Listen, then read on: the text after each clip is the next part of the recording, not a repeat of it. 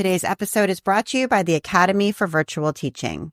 You know video is the most effective way to market your brand, but as the CEO of everything, you have no time to make it happen. It's overwhelming. At the Academy for Virtual Teaching, we get it. We want to help you to stop leaving money on the table. The Academy for Virtual Teaching is offering a free webinar. Make a promotional video in 3 easy steps. No stress, no fancy gear, just your phone. Learn how to create quick, engaging videos that work. Register now at academyforvirtualteaching.com or A4VT.com. That's A4VT.com. Thank you so much to the Academy for Virtual Teaching. And now here's the show.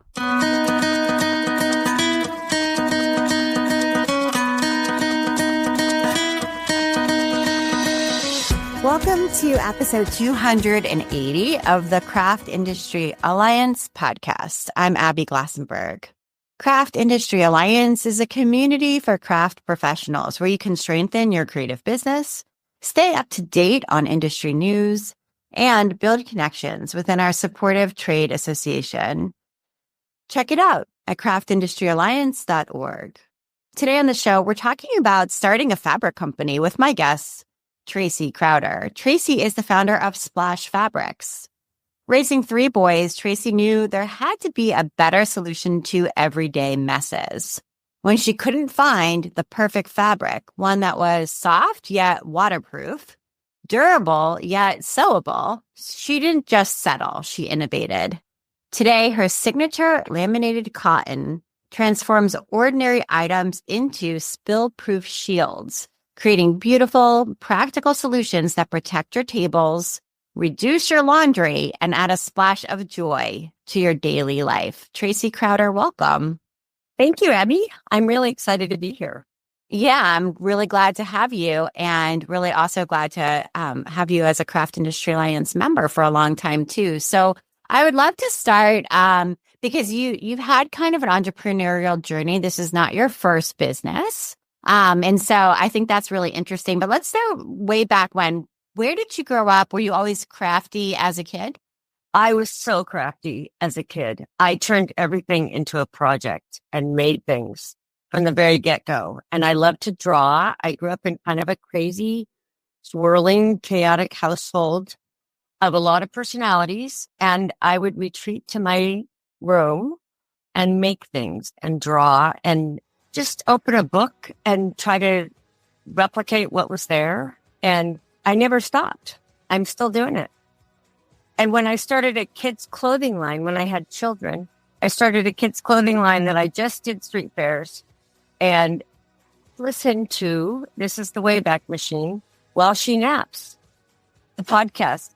That's so funny. Yes. That was this podcast in its first iteration. So if you go way back and listen to the first 100 or so episodes, you'll hear the old name, which was While She Naps. That's funny. Wow. You've been, following along for a long time. So that's lovely. Well, as you have. Yes. Yeah, that's great. So, okay. So you would draw a lot in your room. I know you live on the West Coast. Did you grow up on the West Coast as well? I grew up in Seattle. And what did your parents do for work? A professor at the UW. And my mom was a social worker. And my dad had a sketchbook. He would draw. He did architectural drawings because he was an urban planner. But my mom never made a thing. And so it was, my sister didn't make anything. But I would squirrel away in my room and make everybody's Christmas presents and put them in a little box and pull them out. And they go, oh, thank you. But right now, it's just about the act of making and thinking about other people and what they might want, whether they wanted it or not. But that was always been my mode. So I come by it honestly. I studied design in college and then I had a circuitous route because I was thinking, how do you build a life? It's not a straight line. And how do you build a life that has a lot of hiking in it? I love to hike. I love to backpack. I love the wilderness. I love to help protect the wilderness. I was a park ranger for a few years. And after I had a boyfriend and decided I was going to get married, I couldn't put that all together because there's a lot of moving around until you get a good job. So you get a permanent job. And so then I taught art in public schools and I did a lot of other jobs. I worked as a model maker back before there was CAD machines. We made scale models of architectural and industrial design projects. And then when I had kids, I started a kids clothing line and bought fabric from all the people who now I see at Quilt Market, and now I'm on the other side of the table. And so I've always had a love of fabric. I've always sewn. I took a singer sewing class when I was 12, and that was just like I always just wondered what I could make a tent. I could make a anorak. I could make a men's jacket. Sure. I mean, I just made it. I love to make things, and making something 2D into 3D is really my jam. And so that's how I started. And so you went to Stanford and you said you studied design. What kind of career were you thinking of? Were you thinking of being an urban planner like your father, or doing something different? Like, what was the idea behind going to study design? I don't know that I knew what I wanted to do. I also studied Chinese. I have a degree in Chinese language because I love the calligraphy and as an art form. And I just took enough classes and was so interested that I ended up being, 2 classes short of a degree. And they were like, you might as well finish it. But I didn't really want to go work for the State Department or do something, with Chinese language so much. I was just interested in it as an art form. I think I wanted to be an artist. I didn't know how, and the struggle after I graduated, because there were no, like, this is how you get a job. This is how you put together a resume. I wasn't really paying attention to that. And now that I have kids and watch them go to school, I can understand how that happens for a young person. You're just interested in something and you're just doing it. I did a lot of machine classes. They had a great machine shop at Stanford. And we had, my design department was tied in with the engineering department. And so I did all the creative thinking classes and drafting, and I cast metal and I built things, and I worked in a machine shop. And then later, when I was a scale model maker, I worked in a machine shop. I ran a lathe and a mill, and we built plastic pieces and then painted them, and for the clients. And who knew that was out there? I didn't know that was a thing. Then my entrepreneurial spirit took, because I couldn't figure out after I had a baby how to commute and where I was going to put them. It was 40 minutes away by car, and I couldn't figure it out. So I started a business. Right. Yeah. Which is actually very common. It's interesting. It is quite common among, especially women with children, and having to make that change in life. It's like, well, what can I do? And entrepreneurial spirit kind of kicks in. So, okay. So, let's talk about your years as a park ranger, though, because that is a pretty unusual job. And you mentioned that you love hiking and you love the wilderness. So where were you a park ranger, and what was that like? I was Southwest, and I was at 2 different parks. Chaco Canyon National Historical Monument was one of them. It has a bunch of ruins, an Anasazi city that was out. It's out in the desert in New Mexico. And then the other one, it's very remote, and you have to go down a 30-mile dirt road to get to the park. And while I was there, one of the projects was they paved the road, but they only paved the road inside the park. They didn't pave the road to the park. And I was involved, in helping navigate with people about that project. Because I was an interpretive ranger. So I just helped people. I answered questions. I took people on hikes. I did campfire talks and tours. And then the other park I worked in more years was Canyonlands, which is a big hiking park. And there's some Anasazi ruins there also. We still go back. My kids and I and my husband, we travel to Canyonland, outside of Canyonland. Now it's really busy. When I was there was nobody coming through, and I worked in a trailer out on the outskirts of this remote park, and people would come in and they'd be like, aren't you bored? Tell me where to go. What are you doing out here? And I was like, no, I'm fine. I'm working on my herbarium. I'm dancing in the parking lot. You're kind of bothering me. Can you go, go for a hike. Here, this is how you do it. But now they've got hundreds of thousands of visitors, and there's a big ranger station, and it's very busy, and you have to get permit. No, but I was drawing there too, and I would make things in the evenings. I would come home and sew and I'd make things for the other rangers. I'd make things for my friends, but it was a seasonal job. I was just there for 5 or 6 months, and then I would go back to Seattle and try to make something else work. That was when I was teaching art in the public schools. Okay. And so that was an interesting phase. And then being an art teacher is also an interesting phase. Were you teaching in an elementary school or an upper school? I was working for the school district when I was working in the parks. But I also then hooked up with a teacher who needed me to run the video machine for his drama program. And then I started working with the kids on projects that they wanted to do, and we kind of built an art program. And so that was what I loved about being there. But then later, when my kids were little, I had my my business on the side. I did street fairs and made children's clothes. But I taught everybody in the building to sew in the elementary schools. And then I built this whole art program, and we had a room upstairs, an unused space on the top of a landing in the attic that we just filled with art supplies and all different kinds of found materials. And we just go, and I had a cadre of parents who would help me, and we'd do silk screening one day, or we'd all be making bags for children in Afghanistan, or, and everybody would be sewing, or we'd outfit kids for a school play, or we'd make pies. Anything can be art. And as my kids grew up, I would bring the younger ones, and I'd have the older kids watch the baby. Like I'd be in the 4th grade room, and we'd be doing batik. And at that time I had a baby, and there'd be a ring of children around the baby, just making sure he doesn't crawl away and get into the messy stuff. And so we worked. It was later in the middle school, I actually did an artist in residence program and hired all the artists and wrote grants, got a kiln, got money for them. It was a very poor school. And then, I just always, I did that for years. And then all of a sudden I was like, I want to go and do my own thing.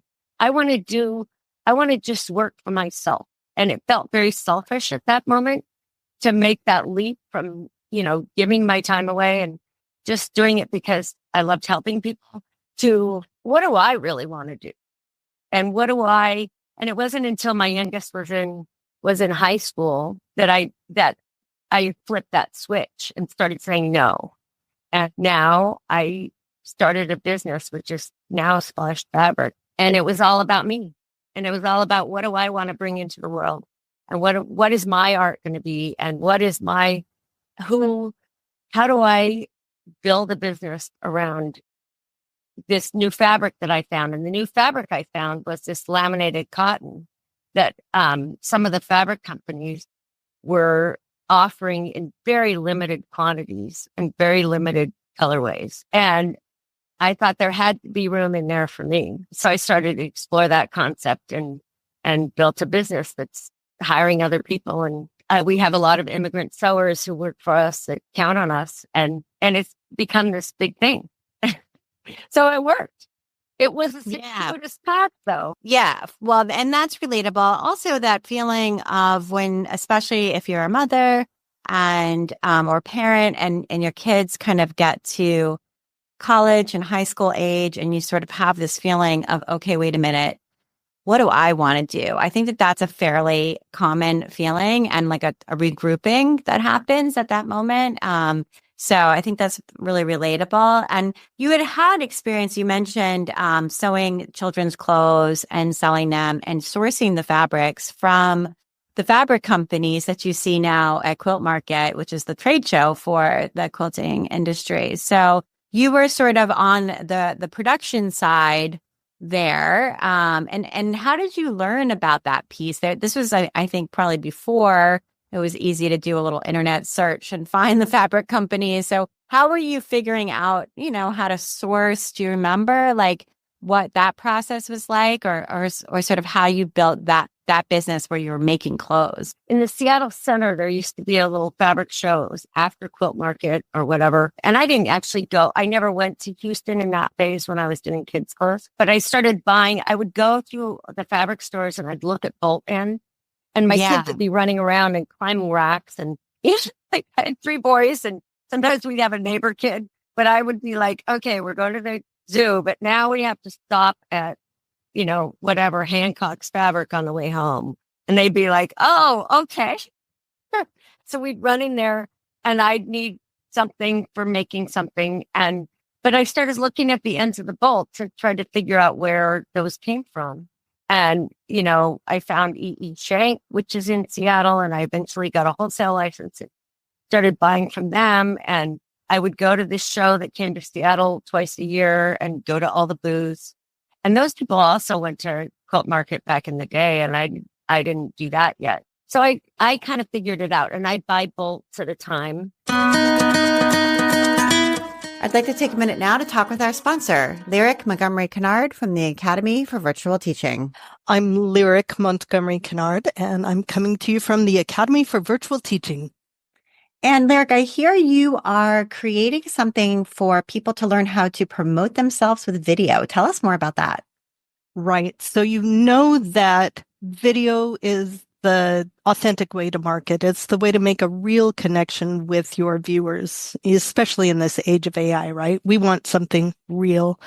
And the Academy is offering a free webinar for people who are the CEO of everything in their business with no time, no extra anything on their calendar to make video, right? But it doesn't have to be scary. We offer a very easy 3-step process for making a promotional video, doing what you're already doing with tools you already have. I love that because promotional videos are useful for literally every kind of business imaginable. They absolutely are. Whether you're a shop, a designer, an educator, everybody knows that video is what gets your viewers' attention. If you're not using video in your marketing, you are leaving money on the table. Right. So this is a great way to get introduced to how to do it with the tools you already own and not a lot of extra effort or cost. So I love that. Tell us how we can sign up for this free webinar and learn how to do this. Absolutely. You can find it at the number 4 VT. We'll put the link to it on our homepage of the Academy. The full URL is academyforvirtualteaching.com, but you can use the shortcut URL. Okay, perfect. Thank you so much, Lyric. This sounds terrific. Thank you so much to the Academy for Virtual Teaching. And now back to my conversation with Tracy. There used to be there was a wholesale warehouse down in South Seattle. And I could actually go in there and buy wholesale and come away with 10 bolts of fabric. And then I was cutting in my basement. I was cutting. Then also I made, it was back when Malden Mills was around. Or I guess they're still around, but they did printed fleece. And so I made little fleece jacket with little pointy hoods with little tassels on them.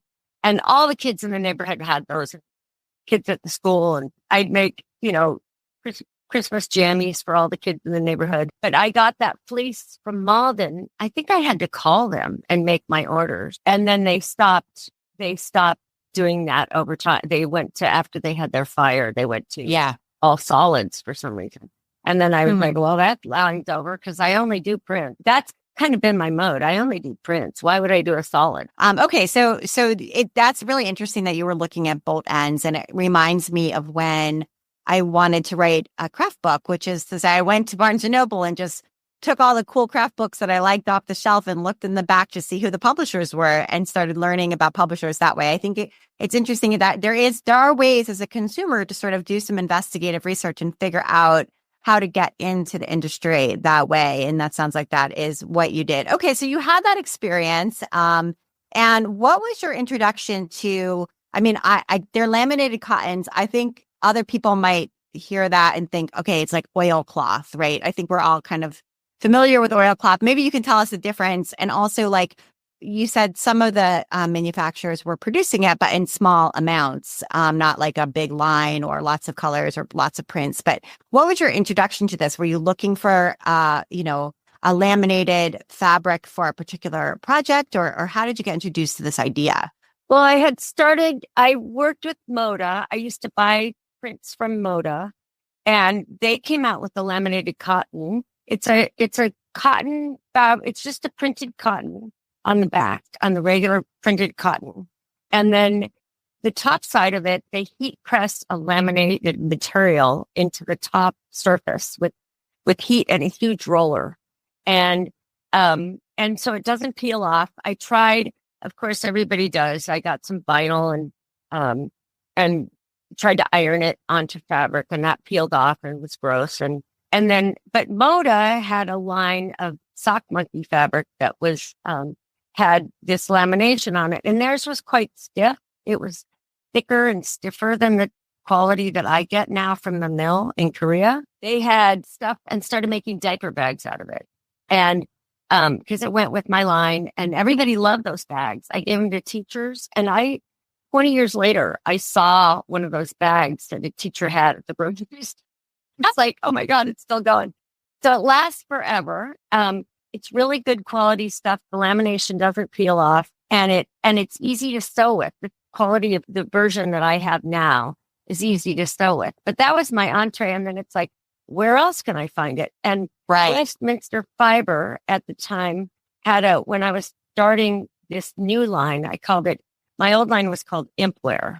And so I called this thing Impwear Home, because I wanted to make tablecloths and aprons and things for the home. One of the ways I started my kids line is I found a closet of striped knit that were Union Bay had produced, and they didn't ever run the line or something. And somebody I was talking to at one of the shows I went to or somewhere said, why don't you call them? Because I think they have these cast offs, these mill ends or whatever they're called, like I got these huge rolls of them, and they were bright colors with the black stripe. Started my kids line because I made these little onesie suits and put a little medallion on the front of them, sewed a little medallion on them, and they were so cute. And that was what started my kids line. So by the same token, when I started Splash Fabric, I found another closet. It's probably a warehouse of laminated cotton that Westminster Fiber had done. And they were Amy Butler prints and Kate Fawcett. And those prints, if I had those in my line, I knew they would always sell. And I just bought whatever they had. And they got to be like, they were $2.50 a yard. And shipping was way more expensive than the fabric. So I started my line with those, and they were shiny. They were 60-inch wide goods. So they were wide enough to just make a tablecloth. You could just hem a square or rectangle and sell a tablecloth. And they were certainly a price that I could afford.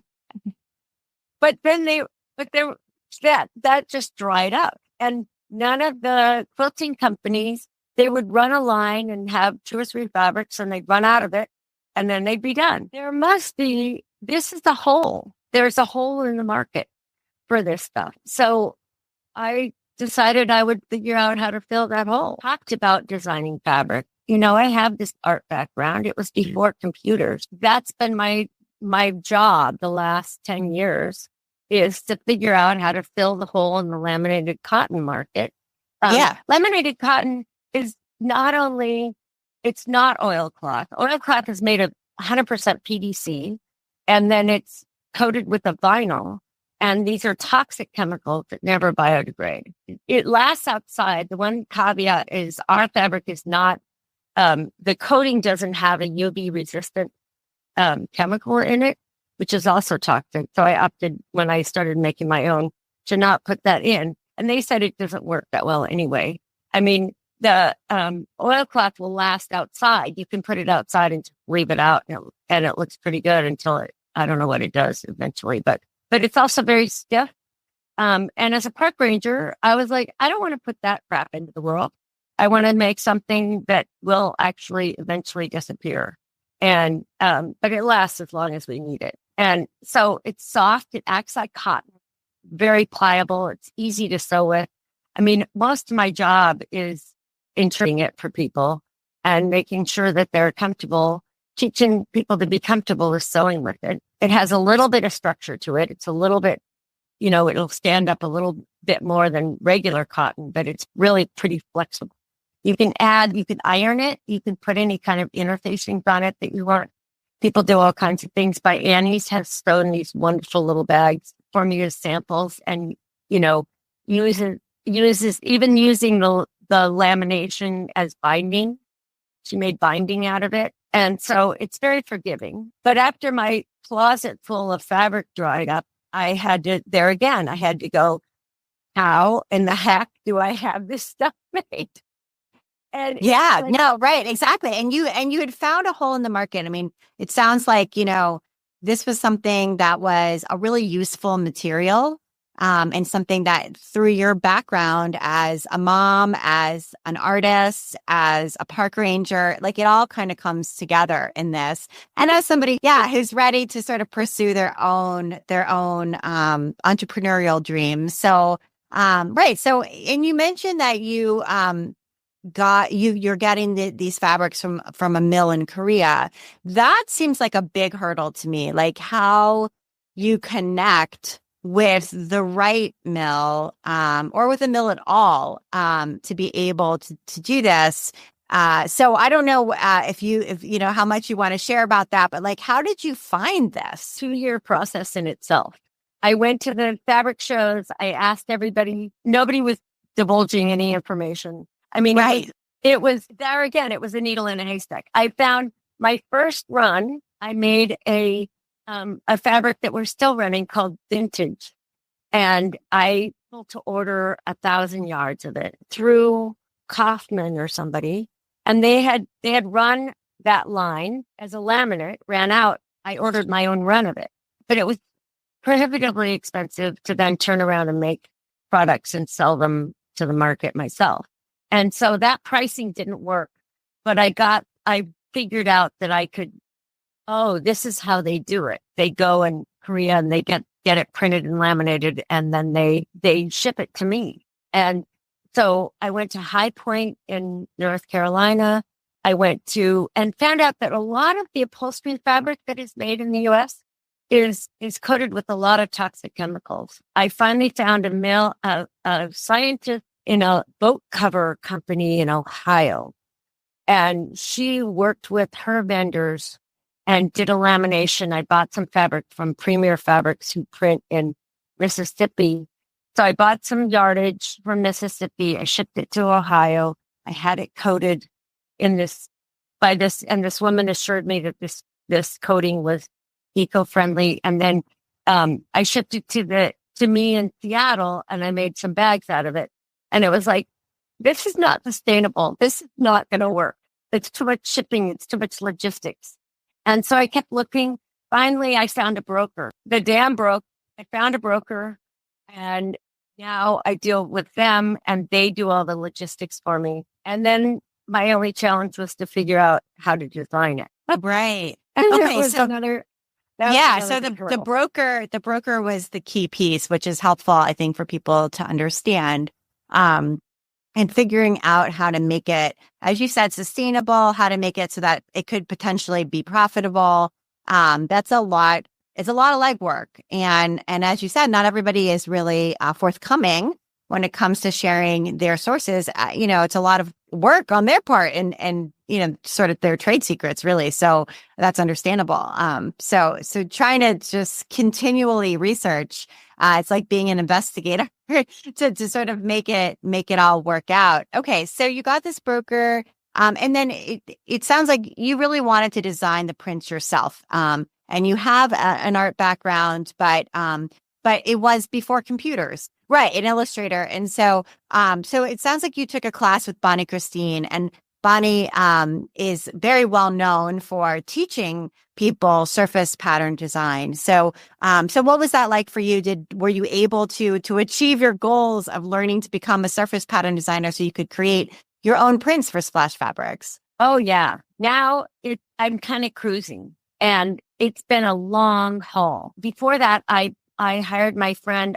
I found this woman who she's a costume designer and she has a background and could do repeating patterns and set up the files for me for screen printing. Because the way to make it affordable, and now digital is taking over, which makes it a lot easier. You don't have to do the color separations necessarily. She could build a screen print file for me. And her name is Christine Jolie de Lotbinière. She is amazing. And she painted my first version. We riffed on the original vintage and made a vintage print that I'm still printing to this day. It's still in my line. And she did the first few prints for me. And meanwhile, I was struggling around. I took a Photoshop class with Rebecca Ruth. I kind of winged it and eventually kind of could struggle to put something together myself.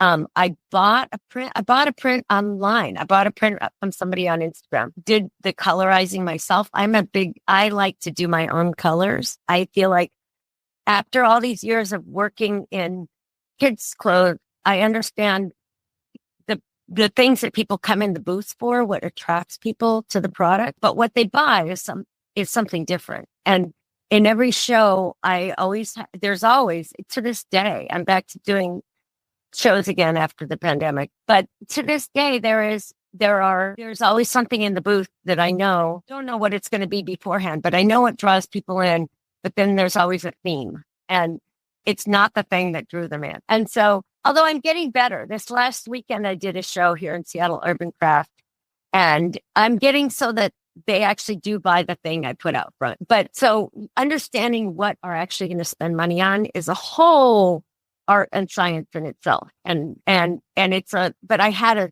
a start because I made a lot of things in the kids line that didn't sell. So I learned to understand what people are looking for. So I had an idea of what a line might look like. And so I bought artwork from Instagram and I'm still running some of those as well today. And then I had my friend Christine do the color separation because most of what you find other people doing, they don't have any idea about how to screen print and how to do color separating. And so that kind of tided me over because there started to be demand. So the thing is, when you order fabric from a mill, you have to get 3,000 yards. Right. And that's a lot of fabric. And so I figured out I could divide it into 3 colorways at least. So I get 1,000 yards of each colorway.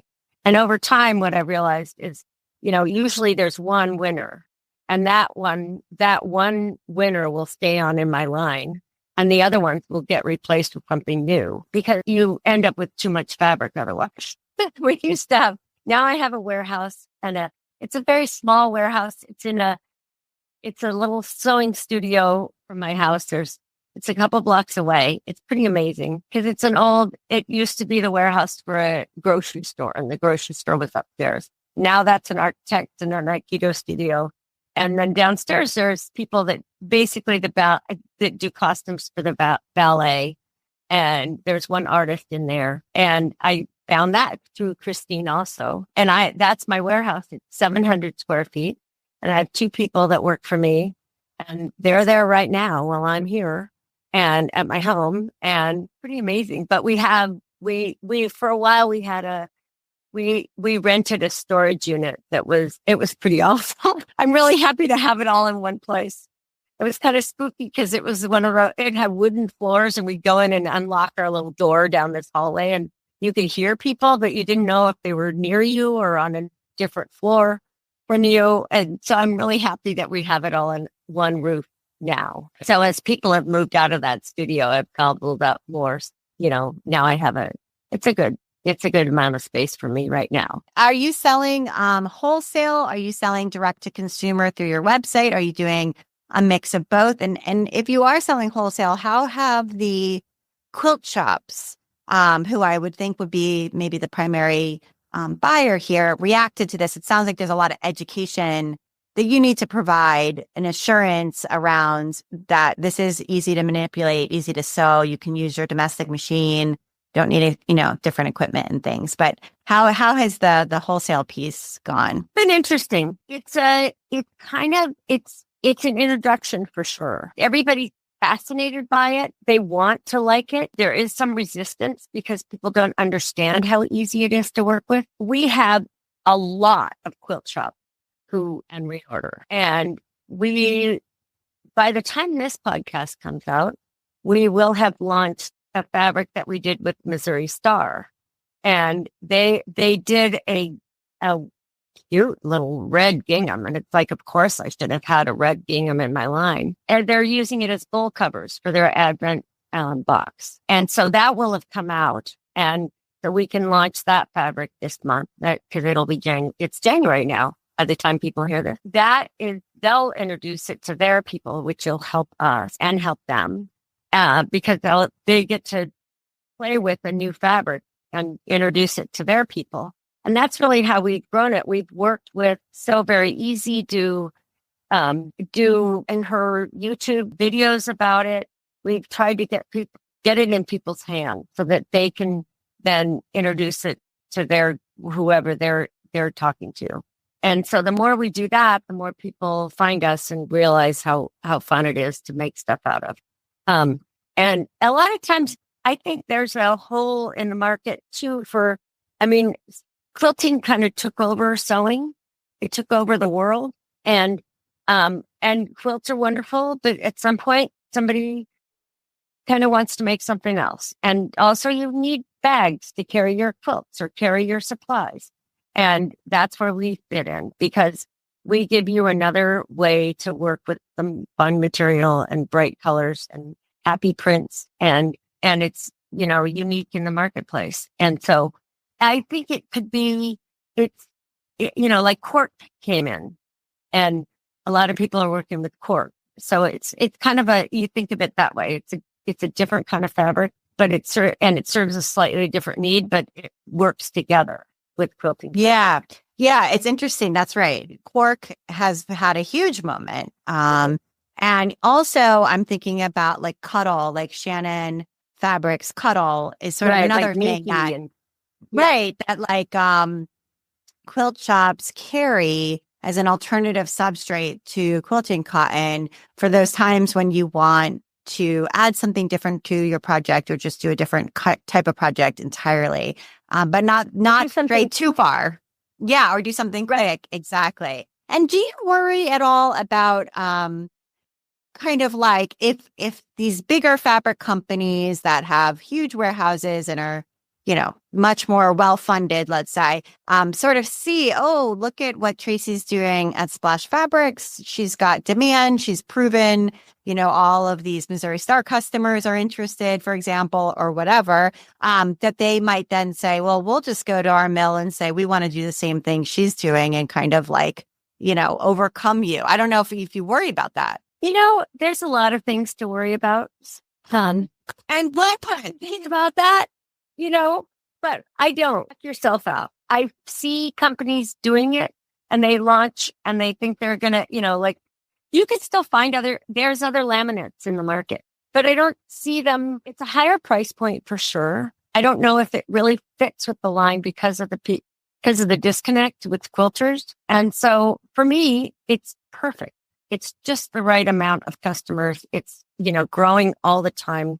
We're year over year, we just keep growing. And so obviously there is room in the marketplace for it.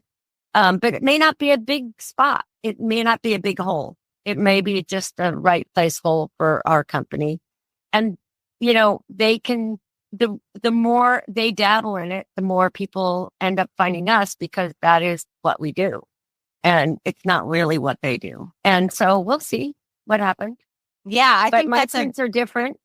Right. That's a great attitude. And I think that you're the specialist. You're the one who has the really deep knowledge, the passion, the investment, in this substrate. And so you're right. Like they may find it elsewhere, but this is where they're going to end up.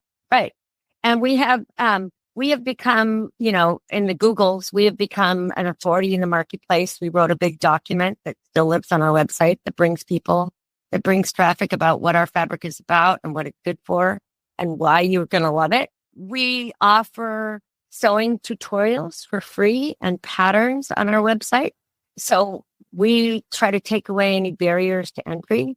And that's just in service of selling the fabric and introducing you and making you comfortable with it. And also making it really fun. We have a Facebook insiders group that is /Fabric Insiders, it's called. And people share all kinds of things that they're sewing and what they've made out of our fabric. And they're very excited about it. And we love that. We just introduced a Fabric of the Month club. And I've always wanted to do that. We finally, figured out how to do it in September. And so this is month 4. And so you can see back here, I have all these little fractions to be able to video overhead and cut. And I realized one of the things is people are afraid to cut into fabric that they feel is special. Like I had made a linen skirt recently and it was like, I'm going to cut this linen. At some point you have to make the first cut. So in my videos that live on our website, I teach people that the Fabric of the Month people get first dibs to them. I teach people how to lay it out, how to cut, 12 bags out of this 2 yards of fabric. And because that's, you're worried about using every inch. And I get it. I am too. And I want them to learn how to do that as well as how to sew it. And so the sewing part is kind of quicker, but the cutting part is actually a big part of what I'm teaching them is how to not be afraid to cut into it. And I'll show you how to lay it out so you get the most use. That's great. And I had Victoria Finlay Wolf on the podcast a while back, and she said something great, which is fabric is not precious. You're precious. Fabric is not precious. And I always think about that when I'm afraid, but I think that's such a common feeling. It's like I bought this beautiful fabric and then I can never make anything about it with it, which is really not the purpose. Right. And of people owning say it. this. Yeah, forever. And then that's the end of it. And, it never sees the light of day. So I love that you're encouraging people to just cut it and use it. And that's great. So I loved how your story really ties all of these threads from your whole life together into Splash Fabrics. It's neat to see how it all and inspiring to see how it all kind of comes together for you. So I'd love to get to your recommendations. I know you have some good things to recommend. So one of them something about swimming? I feel like it was. Yes, my swimsuit right now. I wake up and put my suit on in case I can fit a swim into my day. I love it. At least 2 or 3 times a week, I still go in Lake Washington. And I haven't put on my wetsuit this year. This is my 4th year of cold water swimming and going through the winter. 1 year I got COVID and that stopped it. And then I didn't go back to it until summer. But I grew up next to Lake Washington and we went swimming every day in the summer. My mom loved to swim and we went swimming every day when it was warm. And these last few years, I've just kept going. And I find it to be the most incredible meditation. And you have to everything else slips away. And it's what I kind of crave it. And if I don't do it, then I miss it. And I don't have a schedule. I don't meet people. I just go. So that's been really wonderful. And then I'm learning how to watercolor. I never had a watercolor practice. Before, and I don't have a regular art practice. When I need a new fabric, I kind of figure out how to make something that can be illustrative, to illustrate the kind of fabric that I want to see. And so watercoloring is just fun. And I love to hike. I love to stop at a waterfall and paint. And it can be very light. And I have my little kit in my little cinch bag that is a product that we make and everything fits in there. And it's back to the days when I made my little Christmas present and put them in a shoebox and everything fit in that little thing and I fit them in. And so that has been a wonderful practice. For a long time, I was doing it every day. I haven't been doing it late, especially as the holidays are here. We're very busy. And yes, we do sell retail on our website. So we do retail and wholesale. Wonderful. Okay, good. Yeah. And then the third thing is I'm learning about artists who made the wonderful national park posters, screen printed posters. And there's a book put out by a guy who used to be a park ranger and lives here in Seattle. And he wrote this wonderful book talking about the WPA hiring artists, because along with building roads and building infrastructure in our national parks or whatever they were doing, they built amazing trails. They're putting people back to work in the Depression. They hired artists to make artwork to get people to want to go to national parks and exercise and see the beauty and feel the awe. And they felt like that was valuable and important for our society. And I really think it is too. And so I discovered this book that this guy has just written, and I'm not going to tell you what people in my life are getting for Christmas presents, but these beautiful screen printed posters are really drool worthy, and they will become a print in my line. So I'm sort of studying how they screen printed and how they formed objects with color in their artwork. And that's really interesting to me, because that's what my study is now to make my fabrics.